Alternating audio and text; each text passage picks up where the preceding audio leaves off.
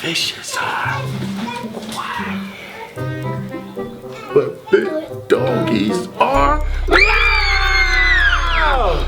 Thinking, you gotta be quiet. But singing is loud. Slippers are quiet, but mommy's shoes are loud. I'm more than willing to share. You don't have any books at your house? Well, we're gonna try to help you guys get some books. Matter of fact, Okay? just one of you guys answer this question. One of you three guys, okay? I did a book about quiet and loud. Nasir, can you name something that was loud?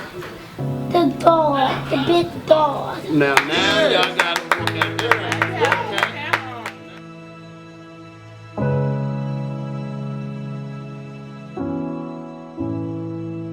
From this community, but I didn't realize 61% of kids in poor communities don't have libraries. It was 3 kids. We gave them a book. They were literally dancing about this book. And those kids had nothing. And that's when we were like, wow, we gotta start giving these kids more books.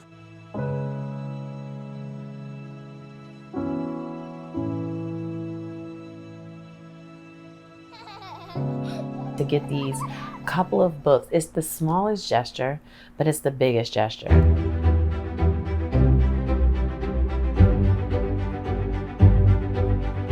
Over the years, Akeef and I worked in social services throughout Philadelphia, Camden, New Jersey. We would come across these amazing young men that were usually in some type of criminal trouble already through the schools we were working at, the programs we were working at.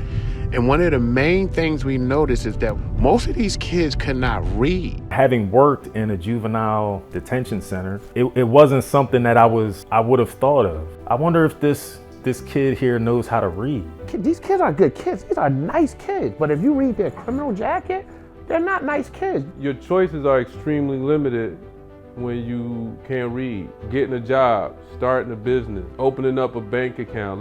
You could go on and on, getting your driver's license. If these babies can't read, they don't see hope for themselves. If a child has access, physical access to go and pick up a book in their home at any time, that greatly increases their ability to read. Chicago is like the epicenter of violence right now. Go back to 2012, Chicago reading scores.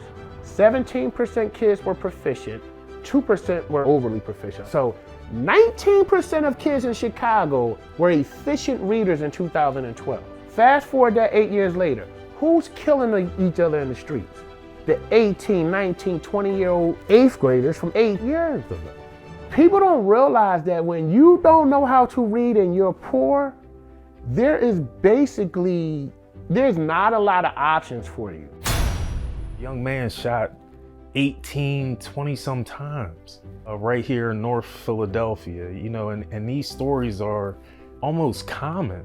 We can ignore it all we want to, but this stuff is punching us in our face every day. That is why the message that we share is so relevant, because we have to have more men with voices willing to step up in these communities. Reading is so essential. Outside of being fun, it's how we better ourselves, and it's going to impact our community, and it's going to move it forward.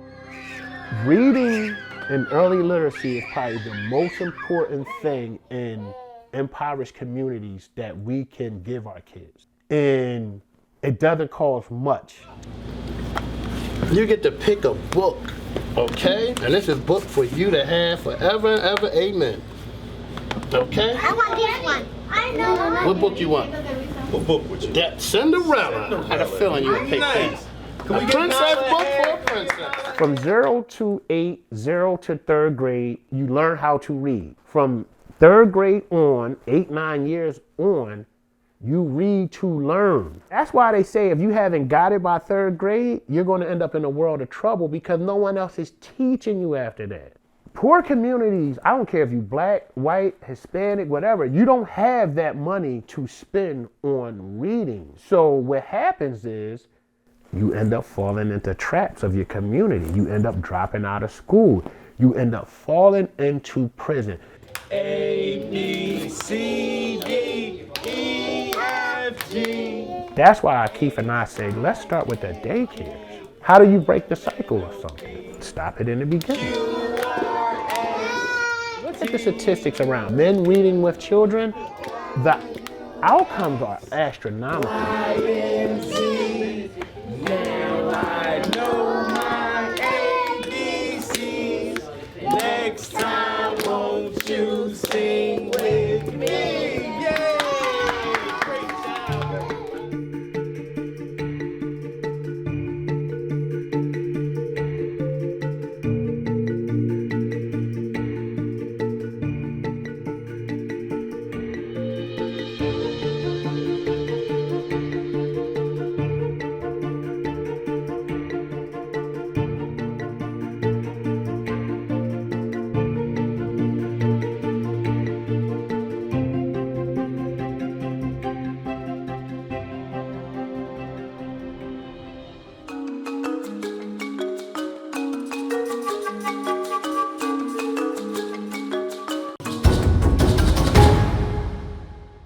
I'm beautiful, I'm proud. I'm beautiful, I'm proud. I'ma say it out loud. I'ma say it out loud. I love my hair, I love my skin. I love my hair, I love my skin. I love my smile every time I grin. I love my smile every time I grin. I'm beautiful, I'm proud. I'm beautiful, I'm proud. I'm beautiful, I'm proud. Once we read the stories, we wanted to gift the children with books, with some literacy resources. Now, these books are books that we took from our own home. When we started out, they were books from our children's shelves that, they may not have been reading. And during our campaign at the time, we read in 30 daycares in 30 days. So we had to have at least around 100 books to give away, because we were saying we were going to give 3 books away. It was great. It was good. However, when you have a room full of 30 kids and only 3 of them are receiving a book, it was the kids and it was the children that were coming up and they were crying. And they were like, well, I want a book. Where's mine at? And that's when Brent and myself, we really had to go back and we started asking, or, it either popped up or the universe showed up, giving us access to more books. That is always something that's stuck in my head, is making sure that the kids have access to books and that they get these books in their hands. Now, what was the title of the book? How many monkeys did the book start out with? 5. Hold on. Y'all raise your hand. Everybody raise their hand. Can everybody answer it? How many monkeys was it? 5. Yes. Very good job. Malik, you screamed out first 5. There you go, buddy. You get a book today. What do I like to put on my popcorn? Oh, she was first. Say it again. Hot sauce. Very good. When you have individuals that look like you, that are not afraid to show up and be present and be of service, that is a difference maker.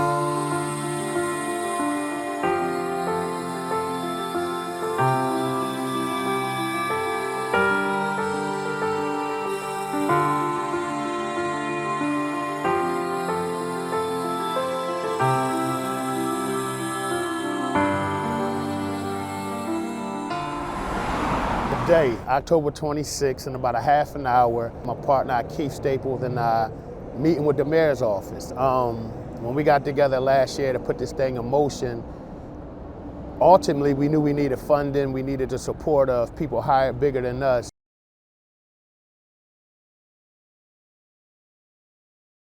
Programs, especially Black-led programs for children in the inner city, right? Grassroots, just starting out. A lot of times these programs falter because we don't get the proper funding. And being very honest, a lot of times it's not coming from our community that we're serving. We haven't necessarily learned how to be totally charitable to each other. And those big private foundations, they make you jump through loops and paperwork you to death and disqualification. And they move the goalposts a lot. And even when you're there, right? Akeef and I, we're learning this, we're climbing this ladder, and ultimately to come back and try to teach others.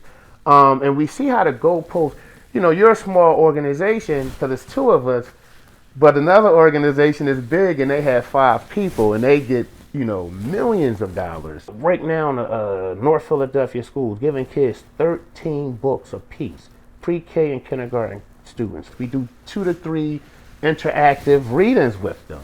And we try to figure out how to do it. How can we do it for the whole school district? How can we do it for all the kids in the city and all the cities? We know how. There's a path there. There's other blueprints there of organizations that's been successful throughout the country. But it doesn't happen without funding.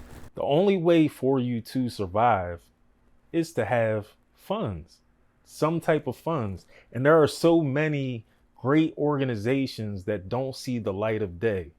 You could have Miss Annie Mae, who has been on Westchester Avenue for 50 some odd years, just taking care of the kids, providing diapers, providing things for new mothers or new parents out there. And they don't get any recognition, but they just do it because of their love for their community, their love for people. Then they ran in the house. Yeah, parents said, don't you ever go outside. Don't you ever go outside again without asking for permission. Don't go outside without asking for permission. You just can't be a father to your kids.